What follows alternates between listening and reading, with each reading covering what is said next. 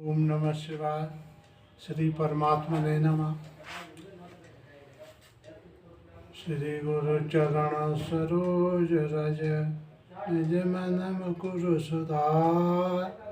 वरणो रघुवर विमल यश जोदायक फल चार।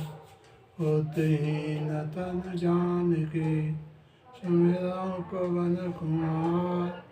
लबुध विद्या देहु मोय हरौ कलेश विकार। लखन सिया रामचंद्र शंकर हरि ओम। जय जय सिया राम जय जय हनुमान। हे पारत के सारथी तुमको कोटि प्रणाम। मेरे मन ही तुरंग की गहलियो नाथ लगाम। हे पारत की सारथी अर्जुन का रथ हाँकने वाली, तुमको करोड़ों प्रणाम है। मेरे घोड़ों की लगाम या मेरे मन की लगाम को आप कस के थाम लीजिए, जिससे कि मेरा मन जो चंचल है वो अपने कब्जे में, आपके कब्जे में आ जाए और मेरा सारा कार्य पूरा हो जाए। ओम नमः शिवाय। ओम नमः शिवाय गुरुदेव। ओम नमः शिवाय गुरुदेव। आज का प्रश्नावली में प्रश्न है, सच्ची मित्रता क्या है?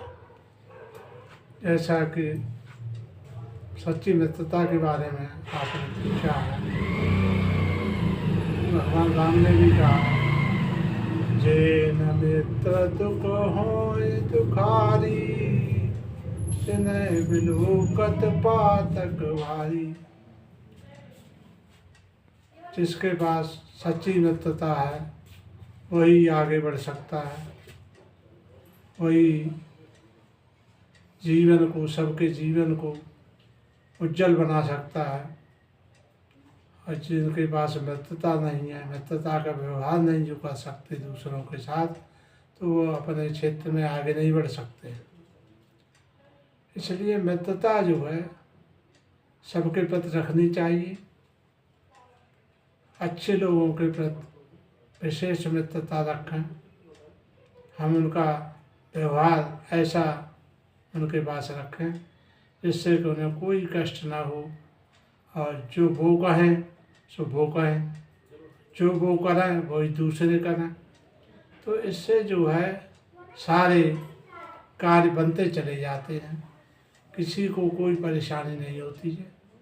सच्ची मित्रता यही है कि एक दूसरे से मिलकर अच्छे कार्य करें और मित्रता के भाव से हम आगे बढ़ें। ओम नमः शिवाय। ओम नमः शिवाय गुरुदेव। अगला प्रश्न है, प्रभु के प्रति दासता का भाव कैसा होना चाहिए? प्रभु के प्रति दासता का भाव बहुत ही सुंदर होना चाहिए। हम तभी आगे बढ़ सकते हैं किसी क्षेत्र में जब हम दास बनकर रहें प्रभु के प्रति। इसके बारे में मैं एक उदाहरण पेश कर रहा हूँ कि दास जो है, एक बच्चा था तो वो बड़े ही खुशी के साथ रह रहा था घर पर, लेकिन वो बहुत गरीब था। उसके पास रोटी भी नहीं पहुँच पाती थी। तो उसने कहा चलो कहीं चल के नौकरी कर। तो वो एक परचूनी की दुकान पे गया और वहाँ जाकर नौकरी उसने लगा ली और काम करने लगा। लेकिन उसने ये तय कर लिया कि हमें लेना कुछ नहीं है, उसके बदले में हमें कुछ नहीं लेना। अब वो सेवा करता रहा दुकान पर, वो अच्छे ढंग से सेवा करे, और जब लेने की बात आए तो वो मना कर दे कि हमें तो सेवा करनी, सेवा। अब क्या हुआ इसी संदर्भ में, अब वो सोचा उसने, बढ़िया ने, कि ये कुछ ले नहीं रहा तो उसके बच्चे क्या खा रहे होंगे, बड़े बूढ़े क्या खा रहे होंगे। तो उसने एकदम चुपचाप गया और सारा सामान लेकर और चुपचाप घर पर दे आया। जब चुपचाप घर पर दे आया तो घर वाले बड़े प्रसन्न हुए, ये तो बहुत अच्छा काम करने वाला मिला है इनको। उसी संदर्भ में उनका एक लाला का एक दूसरी दुकान पर रहने वाला उनका दामाद आ गया। तो उसने जब देखा उसको काम करते हुए तो बहुत प्रसन्न हुआ, और उसने कहा इसको बच्चे को हमें दे दो। अब लाला बड़ा परेशान थे कि ये मुश्किल से तो इतना बढ़िया नौकर मिला, और वो भी ये दामाद मांगने आ गए। अब दामाद को कैसे मना कर दें, अब मना नहीं कर पाए तो वो वहाँ चला गया। वहाँ जाकर उसने फिर बहुत मेहनत की और उसी तरह से दुकान को संभाला, बहुत बढ़िया हो गई दुकान और चलने लगी। उस दामाद के यहाँ कोई बच्चा नहीं था। जब बच्चा नहीं था तो वो परेशान रहता था कि इसी बात के लिए कि हमारे कोई बच्चा नहीं है, हमें क्या करना चाहिए। एक दिन लेकिन वो पैसा जब मांगा तो वो कुछ मना कर दिया गया। उसने कहा हमें लेना कुछ नहीं, हमें सेवा करनी है। तो वो बहुत खुश हो गया उससे, और उसके पास कई फैक्ट्रियाँ चल रही थी। तो उस बात से प्रसन्न होकर उसने गद्दी बैठा दिया, अपना राजपद दे दिया और कही बेटा अब तुम ही संभालो ये सब, मैंने तुम्हें पहचान लिया कि तुम कौन हो, किस तरह से जग की सेवा कर सकते हो।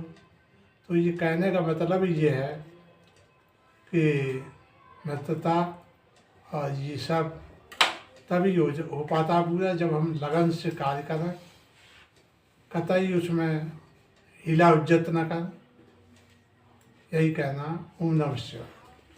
ओम नमः शिवाय। गुरुदेव, आपने बड़े ही प्रेरक प्रसंग से और सरल शब्दों का इस्तेमाल करते हुए सेवा भाव के संदर्भ में बहुत ज्ञान अर्जन कर दिया, और हम आपके सदैव ऋणी रहेंगे, आभारी रहेंगे।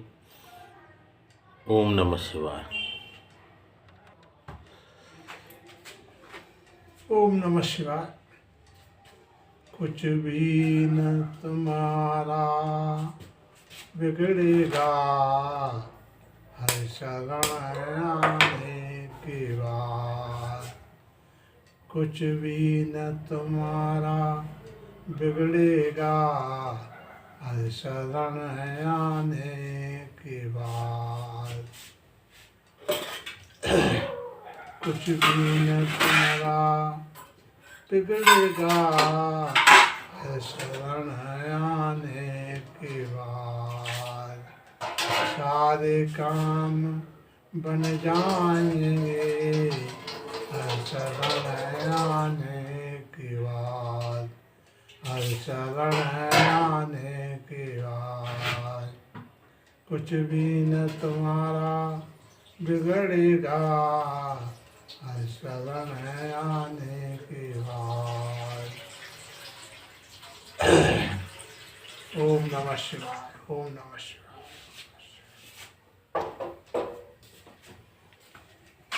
ओम नमः शिवाय। हर हर महादेव। शिव शंभो।